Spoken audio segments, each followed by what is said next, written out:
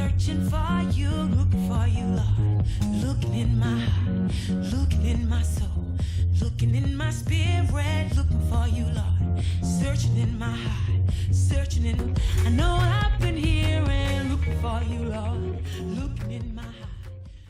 I'd like to welcome you to the Let's Talk About It talk show with myself, Damian Stewart. And I am honored that you would tune in with us today as now we talk about issues that are going on in our society, but we're talking about these issues in a way that's going to empower people. And I want to present three people that are here with me today in order to talk about the issues that we have targeted today, and that is none other than Michael. Michael Holt is known to be a strategic planner. He's a great communicator. He is the executive editor of this magazine here, Healthcare Transformation.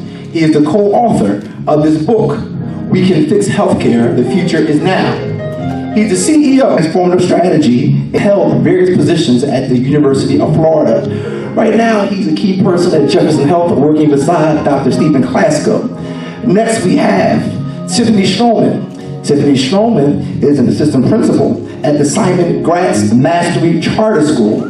She holds a BA in Strategic Organization and Communication, and she holds a master's degree in secondary education. We have Apostle Gilbert Coleman. He is the founder of Freedom Christian Bible Fellowship, and that's in Philadelphia, in the West Philadelphia section. He also has a worldwide ministry called Transforming the Minds of Men. He has been given a heart for men. He also has a worldwide ministry called Freedom Worldwide Covenant Ministries. They're planted in Ghana, India, Nigeria, the Philippines, Zimbabwe, just to name a few places that now Apostle Coleman has now church plants at. So can you give them a hand? So, on this particular talk show, we're going to be talking about President Donald Trump administration and how did we get here and where do we go from here as it relates to our political focus. So the question that I have, my first question is going to be, and I have many thoughts surrounding this, how did we get here in the United States of America where we have President Trump, who is the president, and we have his administration? Now, when I ask that question, please allow me to say this. I'm not speaking anything negative or anything positive about President Trump. I'm just asking, once again, I don't know what your opinion is overall, but how did we get here that he is our current president? Tiffany, how did we get here as it relates to President Donald Trump being the president of our country? Well, I think people are dissatisfied with the government, period. People want health care, people want child care, people want better schools, better access to higher learning and education. And I think President Trump was able to tap into those desires of people. People want border security. People want to be able to fly around the country or be able to be safe within their schools. And I think that he was able to tap into what people really wanted. And so when you look at what liberals want or what conservatives want, ultimately everyone wants to be happy, everyone wants to be healthy, but other people have ways of doing it. And I think he was able to tap into some frustrations of people within the country who feel like they have been ignored. When you talk about the silent majority, people feel like they have been ignored within the context of this country and the discussions that have happened. And so he was able to speak to them and really be able to galvanize them and get them to the polls. Okay. Apostle Coleman, same question. Well, there's no doubt for me, Damian, that this country has been in a steady moral decline for years now. It is nothing new, and it's something that has really been a great divide in this nation, which in actuality, as Tiffany was pointing out, for such a long time, people, I guess in a sense, ignored it. They were willing to just go along with the status quo, thinking that for such a long time that there was no way in the world that we could actually fix or change anything. And so we allowed a culture, actually a subculture, to be created in this country to where there's a certain, of course, we're on the left and we're on the right, you know, but then I also believe that there's some people who are on a bubble. and they kind of sit in the middle of things. And that is the group that I feel that, as Tiffany also was pointing out, that's the group of people that Donald Trump was able to actually tap into. Those individuals who are disgruntled with both sides. And because they're disgruntled, now they're willing to go to the polls, make their voices be known. And then, of course, now we're looking at widespread protests across this country and that sort of thing. Even the more beginning to blatantly state that, hey, we're against this, we're against that. And what the other thing is, if I can also speak from a church perspective just for a moment, and the fact being that many people prayed, they were praying for change. And then change came, and change did not look like what they expected. And that's the problem that many of us in this nation around the world have, because of the fact that we want to see things be rearranged or whatever, and then want things to be changed, but then we want it to look like we want it to look like, and then when God does something entirely different, then we got a difficulty with it. So either you want change or you don't want change, and then we cannot prescribe to God how it is that it's going to actually take place. Either you're going to cooperate with this program or not. And I just believe that right now Donald Trump is nothing more than a product of people praying for change. Now he's in that place, and even though he may not be everybody's piece of apple pie, but nonetheless he's there. And then, of course, now it is our responsibility, particularly as the body of Christ, to pray for this man and for the people that surround him in his cabinet, because the Bible says that if, in fact, we pray for him, we, then the people, are now able to lead a quiet and peaceable life.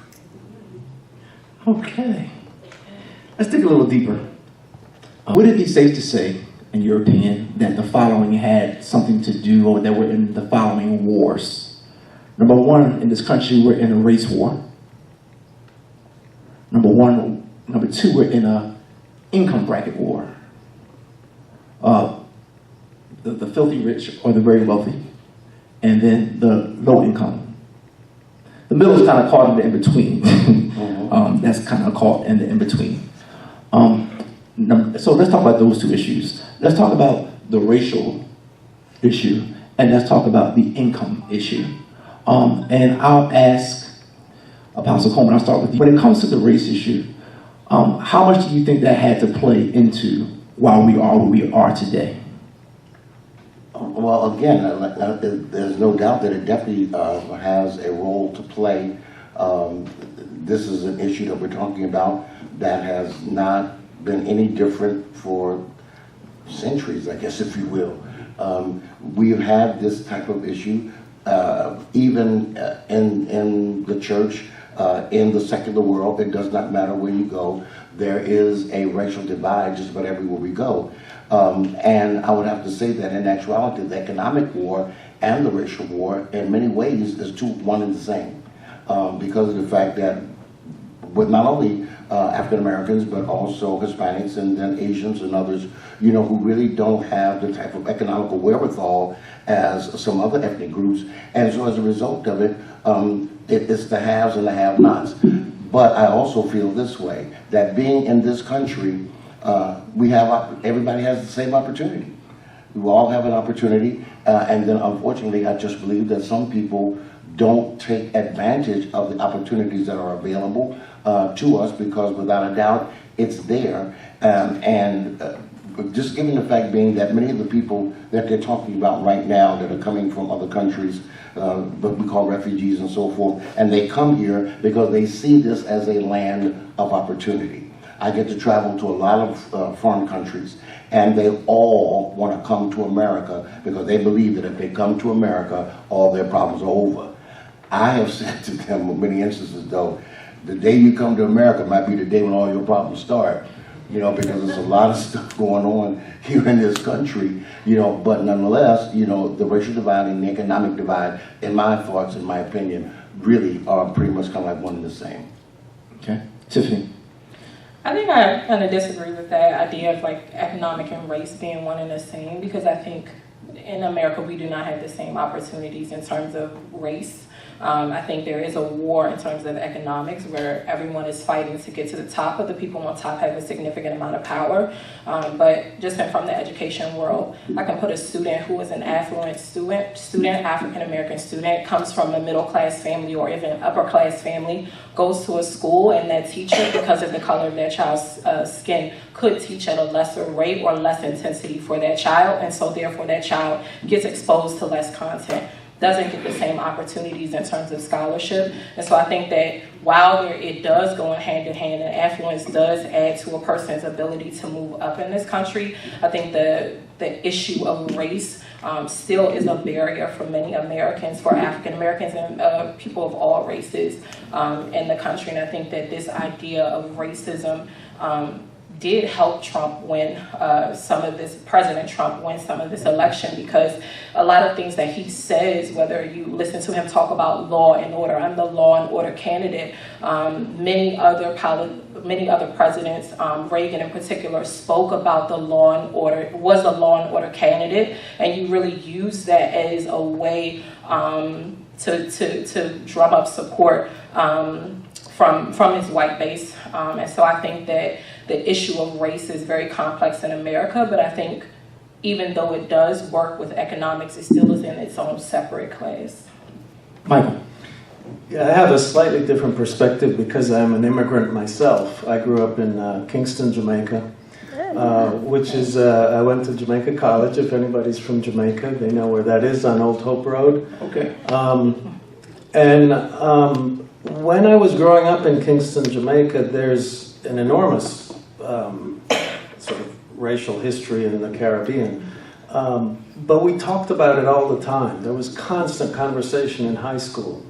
When I came to this country, I found people didn't want to talk about it. You know, it was harder to get a conversation going about race. And I think that I have to agree with Tiffany. I think it's an enormous thing that sits there, and then if you try to ignore it, that sort of is a message that it's a problem.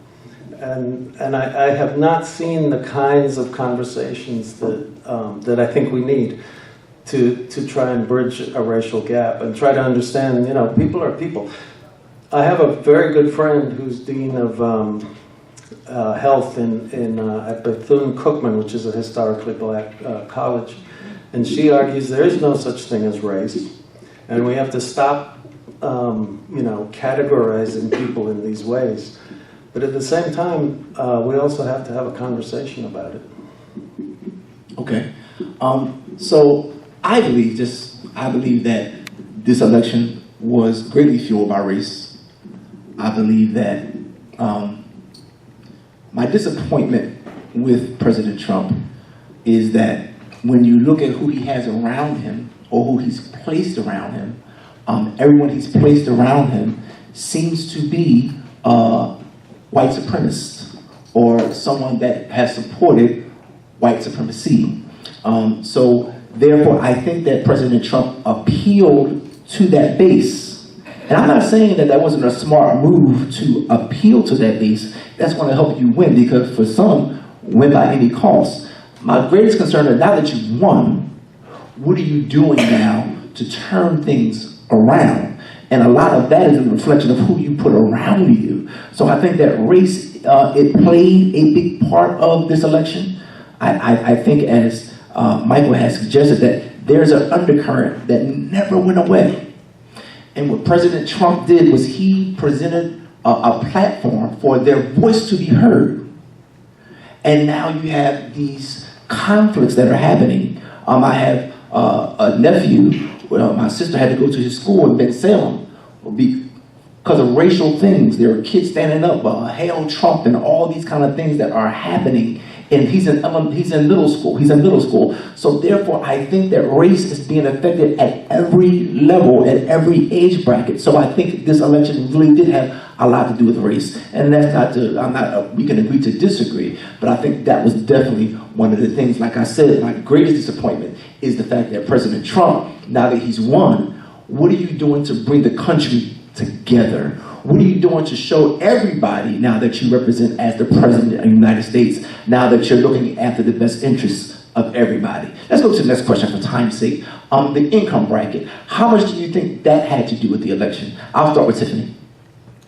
I think people are frustrated with the government, period. And so people in higher income brackets voted for Trump President Trump, because they believe that he would give them the tax breaks that were necessary for to run their small businesses or to help them out financially. And I think poorer, specifically poor whites, voted for Trump because they wanted him to open the mines. They wanted him to bring the factory jobs back to America. And so he really tapped into that idea of unemployment and kind of that frustration around high premiums in terms of Obamacare. So he really tapped into those things, and Hillary Clinton didn't do her job in terms of that. When she said, I forgot what her comment was in terms of the mines or something, or the mines being bad, or they're not opening again.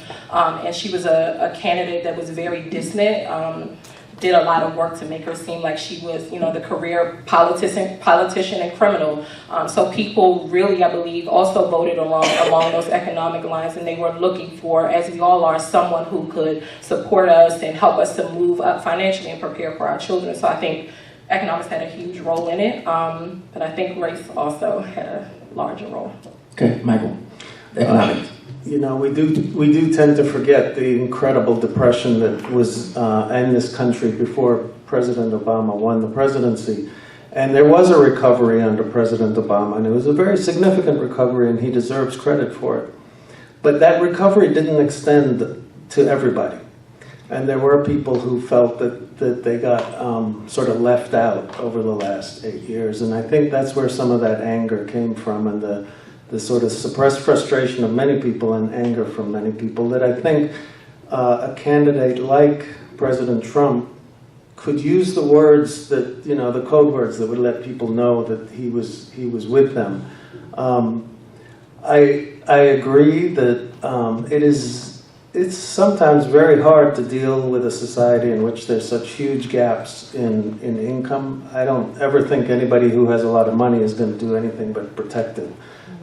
Because that's what they do.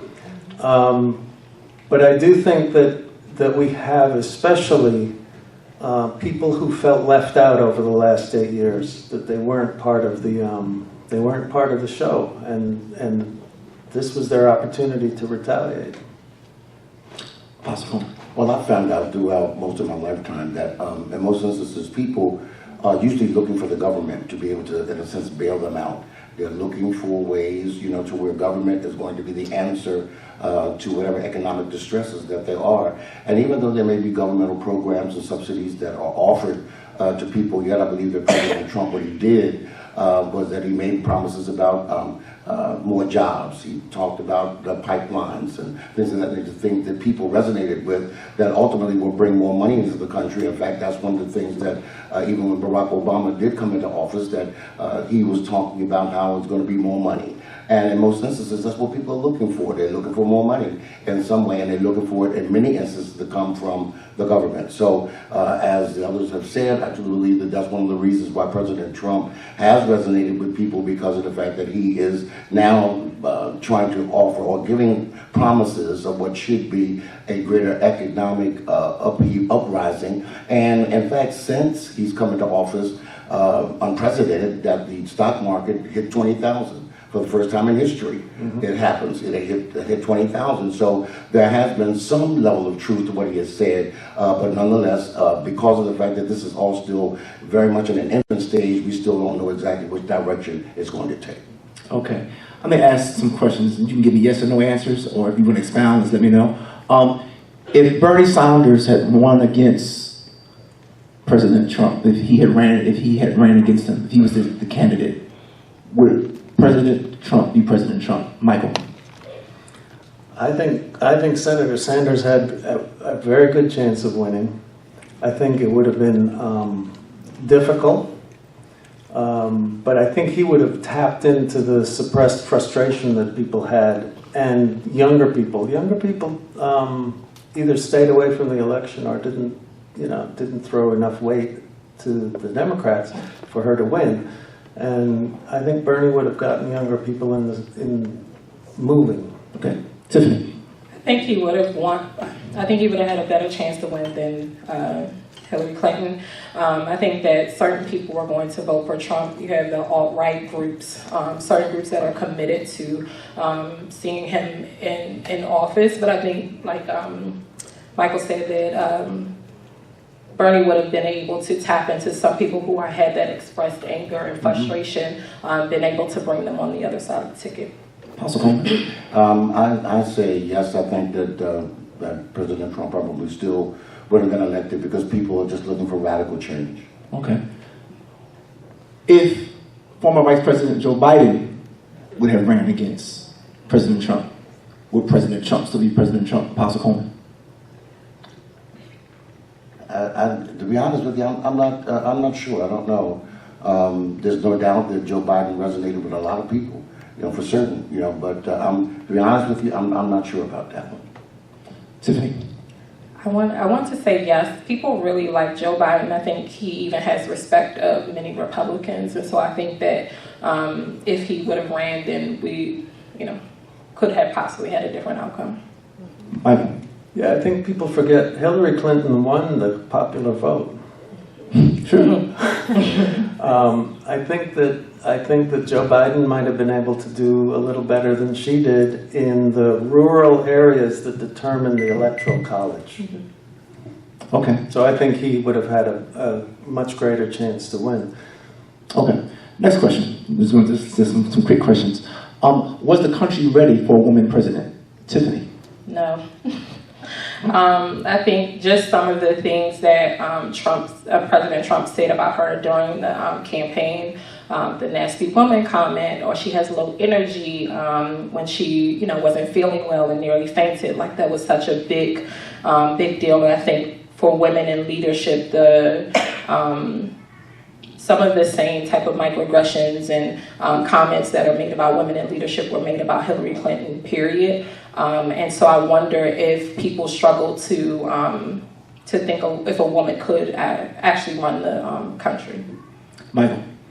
My wife and I went down to the Women's March on Washington, and we had a wonderful time. Now, I know there are a lot of criticisms of the Women's March. You couldn't quite tell what the point was, what they were trying to get, et cetera, et cetera.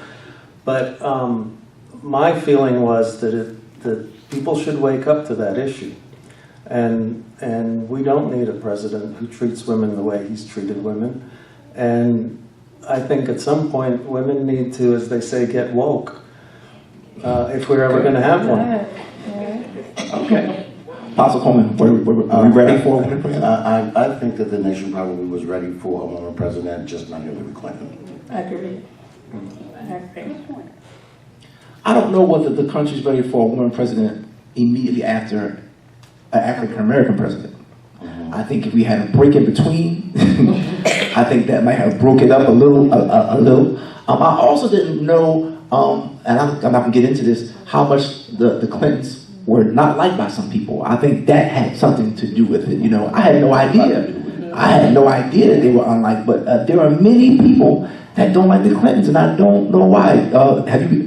Do you have that same? Have you heard that same thing, Michael? Oh, absolutely. There's no question that the Clintons had to overcome this sense that it was just the people in charge continuing to be the people in charge. And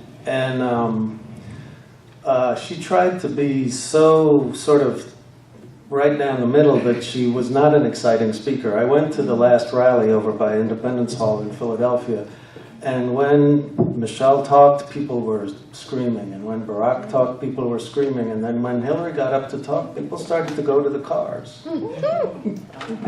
That's surprising. Tiffany?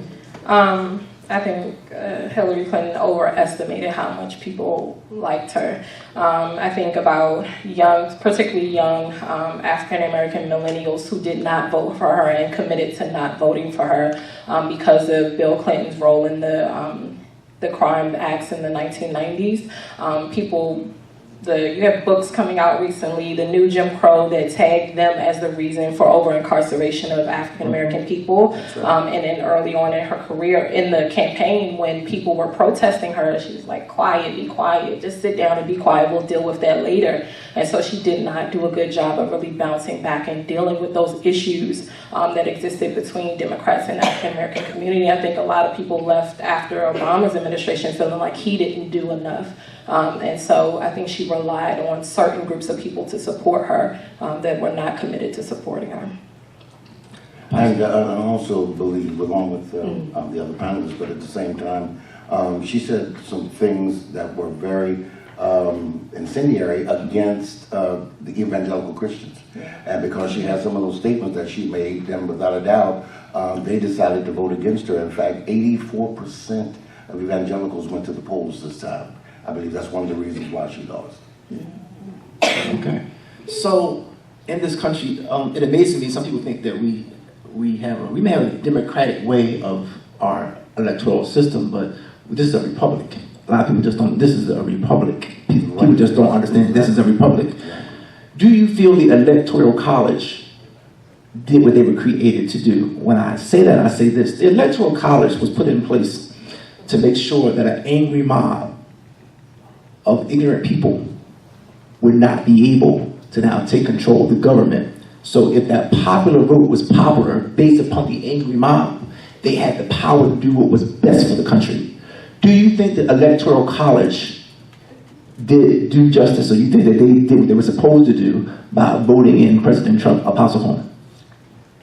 I mean, that's really a kind of a difficult question to answer because of the fact that you can't really be in those people's minds.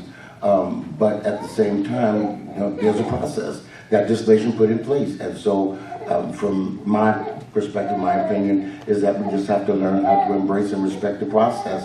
And if that's what they decide to do, that's what they decide to do. And to also understand that this was put in place by our founding fathers. It's worked thus far, but it seems like it only doesn't work when the proper people that were expected to win don't win. Tiffany? I think it's twofold. Like, one side, I think there could have been more work to figure out what was going on between President Trump's relationship with Russia before the Electoral College voted.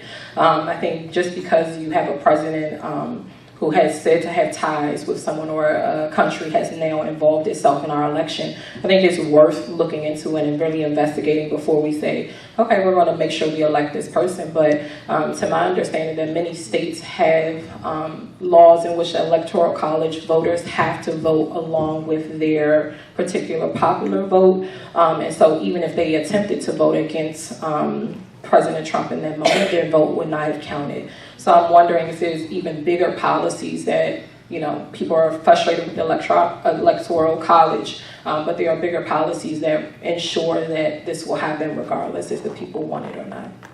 Michael? It points to the difficulty, the Electoral College and how it works points to the difficulty I started with, which is this divide in the country to some extent between cities and rural areas. So Philadelphia voted for Hillary Clinton, Pennsylvania did not. In Florida, Tampa voted for, the cities tended to vote Democratic, and most people now live in the cities. But the power is in the state. The state government in Harrisburg has more power over what happens in Philadelphia than the mayor's office. And so we've allowed that geography, in other words, bigger geography works better than bigger population. And that's the problem now with the Electoral College. It depends on geography, not on people.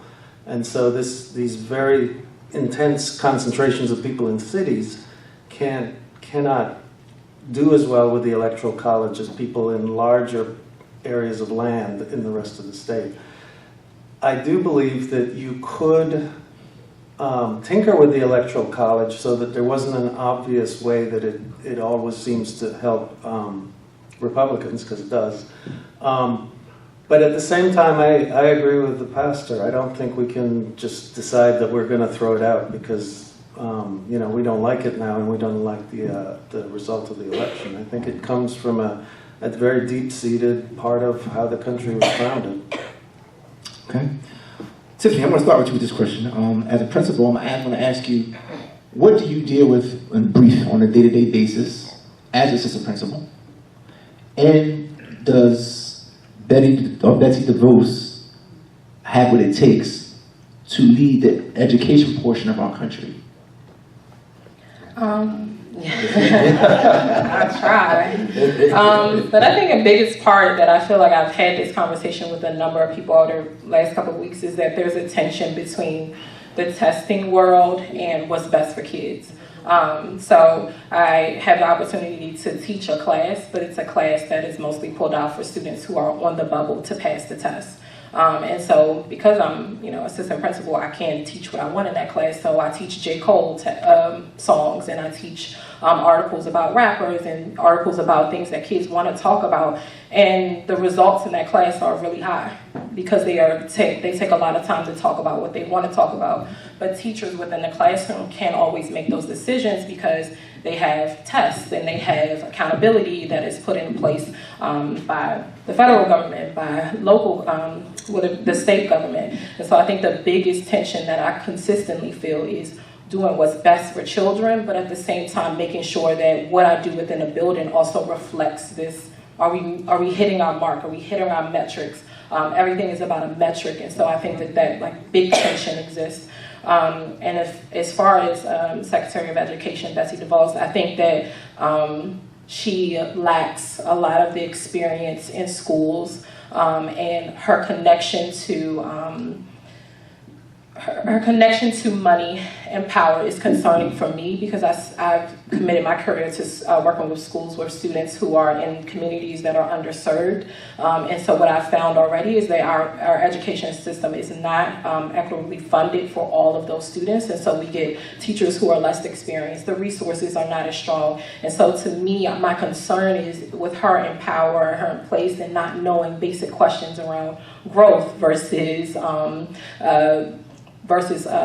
proficiency. And so her not knowing some of those basic things within the education world makes me wonder if she will put policies in place that will impact our students who need it the most. Michael, as a strategist, Steve Bannon. Mm-hmm. Yes or no? Oh, ouch. Ouch. Ouch. That one is painful. I've followed the development of Breitbart News, and I didn't know, but I've tracked some of the people who got pulled into Breitbart News. This is a guy who's an apocalyptic thinker, who has now a lot to do with our national security, and I actually do think that he's a dangerous force. To go back to Betsy DeVos, I think her problem, I'm a believer in public schools. I just wanted to add this. I went to one in Kingston, I went to in the States. But I think she will start to push things towards things like vouchers, and boost charter schools, private schools, at the expense of public schools. And I'm very worried about Steve Bannon because that line of thinking that they have that maybe we should provoke something is very dangerous. I don't like that line of thinking. I didn't like it with the immigration ban. As an immigrant, I think he did that, and I thought it was a horrendous move. I'm going to come back to the immigrant thing. Mm-hmm. Okay, I'm going to come back to that in 1 minute. Apostle Coleman, Jeff Sessions, Attorney General. To be very honest, I don't really know a lot about Jeff Sessions. I know pretty much more of what has been said about him in the media, more than having done any sort of in-depth study about him and his policies in time past.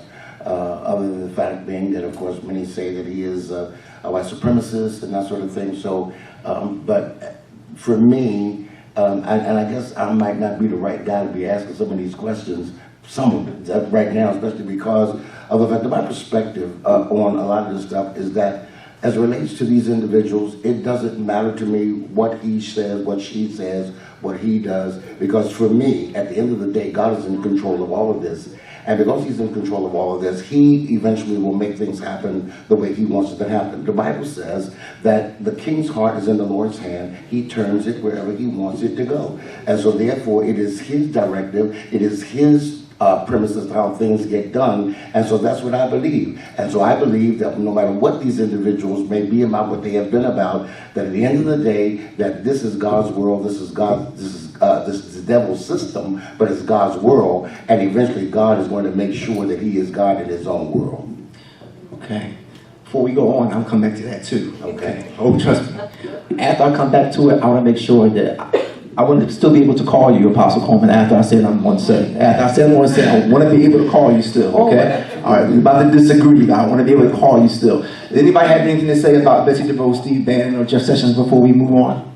I have a comment about Jeff Sessions. Yes. From what the research that I did on him to try to figure out why Coretta Scott King felt that he was a racist or he should not be in the position of power, I think he intentionally worked to try people who eventually, African Americans who eventually got the opportunity to vote.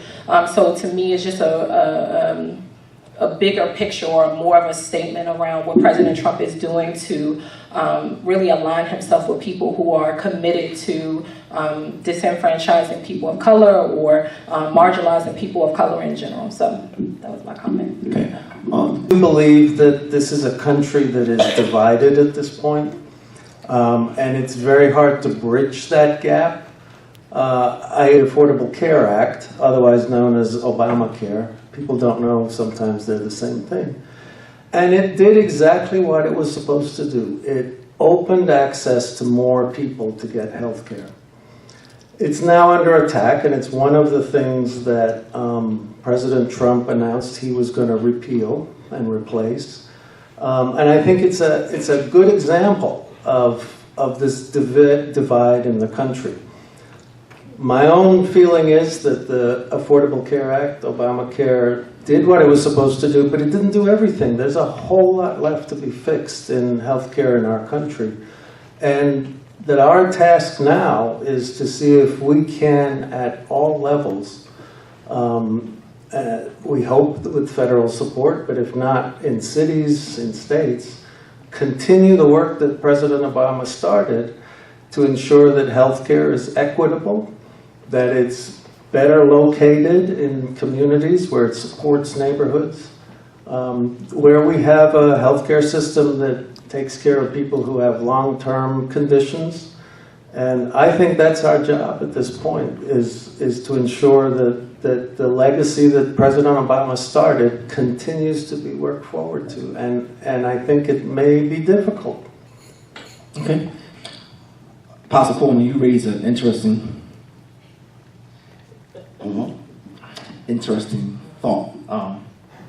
I, within the last week, deleted the pastor as a friend for some of her comments. You know, some of the comments were such as this, you know, what God has made clean. How dare you put your mouth or your hands on? And things of that just nature. So I guess I'm from the school of thought this: God is God and He controls the heart of the king. And God's purpose, it will be done regardless of who's in. God's purpose will come to pass regardless of who's in. Now here's the key thing. How it comes to pass, however, I think falls on the people. I think God honors what you put in place. God gives you what you want. For example, in marriage, if you marry a hippopotamus, don't expect God to turn into an elephant. You married a hippopotamus and you knew he was hippo from the beginning. Many people don't know. The hippopotamus is one of the most vicious animals on the planet. So don't marry hippopotamus and then say God touched his heart and turn it, and now Jesus is coming back to the White House and all these kind of things. So I think that I think that's an easy cop-out that we can give when God puts the responsibility on the people. God shows you who people are, and then you're able to make the decision. And in the society's case, we made the decision as a whole, according to the polls, now that we wanted President Trump. And God gives you what you want. But once again, I can't say that was God's divine will for President Trump now to be in. I believe God honored what we presented, and now he'll work out how he works out, as you said, because the will of God will be done. I also think, I don't turn this into a religious thing, that when you look at Revelation, some things have to happen. So I think that we're in some of those times, but once again, I do not believe that I can subscribe to what many in church are saying, is that President Trump is God's candidate, or that, it doesn't matter who we vote in, God's going to do what he's going to do, but how he does it. Is he going to do it in times of peace, or is he going to do it in times of turmoil? And so these are the things that I question. And President Trump, like any of us, we all have done things that we're not proud of, and so we all deserve a chance to turn things around. And I'm waiting for him to turn it around. I'm waiting for him to show that he is going to do what's best for everybody. I just haven't seen that. In the appointments that he has now put in, we just don't see it. So I don't think I can go with those evangelicals or those people in church that now are tagging him as God's candidate. Okay, well, the thing is for me, Pastor Stewart, is that, first of all, let me say that I am not considered myself as some Donald Trump fan. I'm not a guy who said, hey, with Donald Trump, yay, Donald Trump. I did not put on that's a Make America Great Again cap. I didn't do that, okay? But my thing is this, okay? I believe this, though. God sent a man, Joseph, into a pagan situation intentionally in order for him to be able to go into that situation and ultimately turn it around for God's good. And the Bible says that he was not sent there by his brothers, even though they were the ones that performed the act. Joseph himself said on more than one occasion that I'm not here because y'all sent me, I'm here because God did this. And so then we also have to understand that the children of Israel were never released from bondage until God had hardened purposely Pharaoh's heart 10 different times before they were ultimately released by God. And then, of course, right now, none of us in this room have any indication any whatsoever of all of the various prayers that have been prayed around the world for what God wanted to do in this nation. And so as a result of that, I stand upon the premise that we have seen many people do exactly what God said. If my people, called by my name, humble themselves, pray, seek my face, then from their own wicked ways, he said, I'll give from heaven, I'll forgive sin, I will heal the land.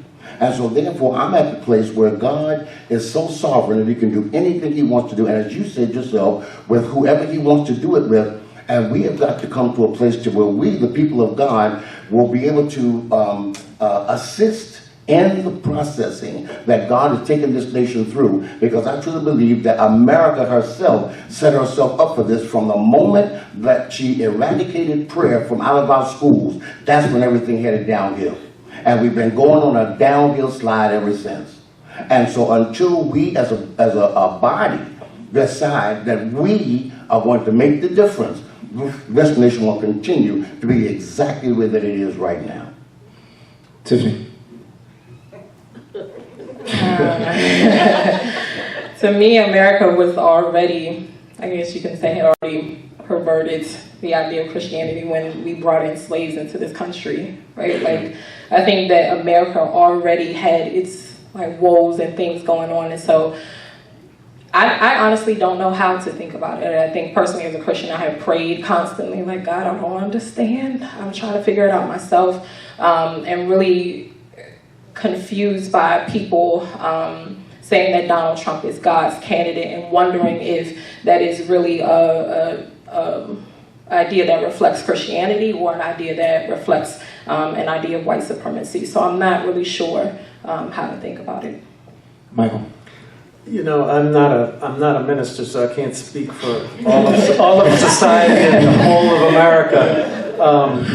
All I can react to is for myself, and I think the challenge God puts to us as individuals is what choices we make as individuals. And I have to hold myself responsible that if, am I insulting people? Am I reaching out with love and compassion to people who need it? Am I